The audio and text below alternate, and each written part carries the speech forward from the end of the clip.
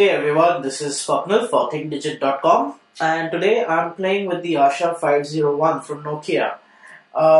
This is at the moment a phone that costs only 5,000 rupees roughly.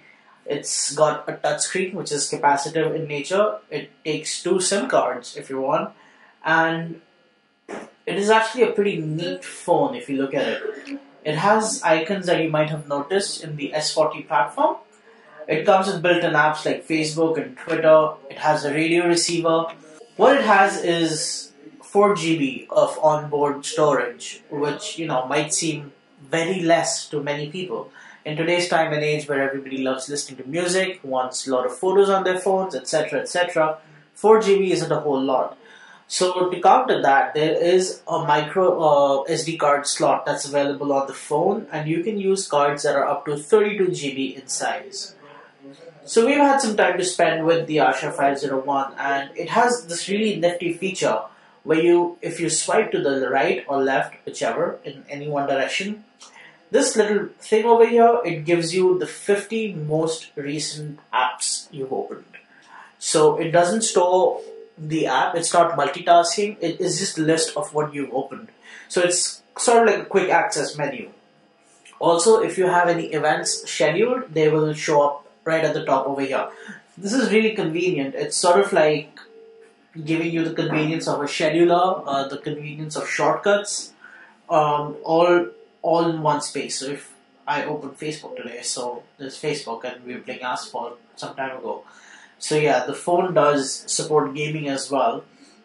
It's incredibly small, incredibly light, yet it feels very solid. I can just sort of, twist it around like that. And it takes a design cue from the Lumia phones. If you take a look at it, you instantly, the feeling you get is that is that a Lumia? But it's actually not. It's a 501 in the Asha series. On the back, you have a 3.5 megapixel camera, which is adequate for anybody who wants to take photos, quick snapshots. Of course, it's not going to make you a photographer, but if you want to capture the moment, there's a camera on here. The best part is that these shells are all replaceable. So Nokia manufactures these phones in a variety of colors. And if you get bored of the red, for example, I have a neon red sort of a color. If you get bored, you just push there, get that, and you can replace this cover with any other color you might want. So I'm going to show you the back. So here you have one SIM card slot, the micro SD slot. Here's the battery. And that's where the other SIM card goes. So one SIM card is secure, the other one is hot swappable, and then there's a micro SD card slot. Now a little note about the battery. Nokia claims that this phone can give you up to 17 hours of talk time. That's insane. Yeah, the reason why Nokia says that's possible is because they haven't built a 3G radio into the Asha 501. So you're not going to be able to use 3G on this phone, but you have the option of using Wi-Fi and FM radio, not to mention. So there's the Asha 501. It's incredibly small. If you don't believe me, here it is next to the Lumia 920. It's very small. Another really cool feature about the 501 is that Nokia's built two charging ports onto the phone. So you have one, which is your micro USB, and then there is the other, which uses the regular thin pin type from the old Nokia phones, if you remember the era, or if you're old enough to remember the era, rather.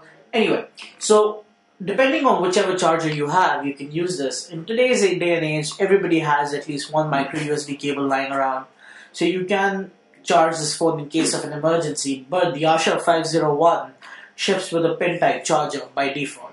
So there's that. It's really convenient, honestly. I leave the pin type charger at home, and in office I just use a micro USB cable to charge it from the computer. On the front, you have just a single button.